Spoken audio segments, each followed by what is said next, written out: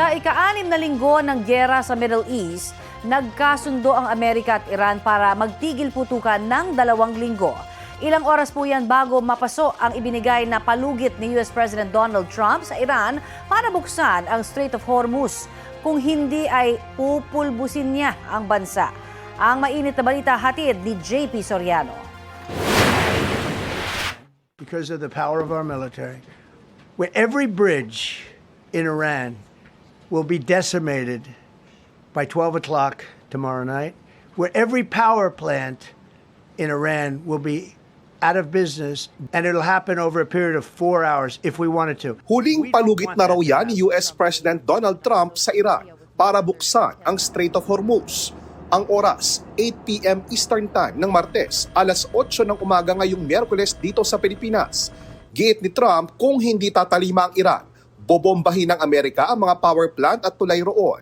Bago ang deadline, muling nagbabala si Trump na may mauubos na lahi na anyay hindi na maibabalik pa. Pero makalipas ang ilang oras, inanunsyo ni Trump na pumayag siya sa ceasefire. 2 linggo raw niyang sususpindihin ang pagbomba at pag-atake sa Iran. Ayon naman sa Prime Minister ng Pakistan na namagitan sa dalawang bansa, parehong pumayag ang Amerika at Iran, pati ang mga kaalyado nito sa kasunduan na effective immediately. Kasama rin sa tigil putukan ang iba pang bansa tulad ng Lebanon. Sa pahayag naman ng Foreign Minister ng Iran, sinabi niyang titigil ang operasyon ng kanilang militar kung ititigil din ang pag-atake sa kanilang bansa. Posible raw ang ligtas na paglayag sa Strait of Hormuz sa loob ng 2 linggo basta't makikipag-ugnayan sa kanilang armed forces. Nauna nang pinayagan ng Iran ang pagdaan doon ng Philippine flag vessels, energy sources ng Pilipinas at mga tripulanting Pinoy.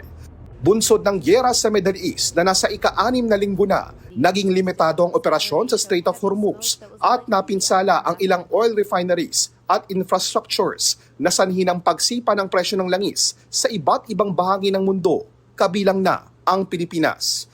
JP Soriano, nagbabalita para sa GMA News.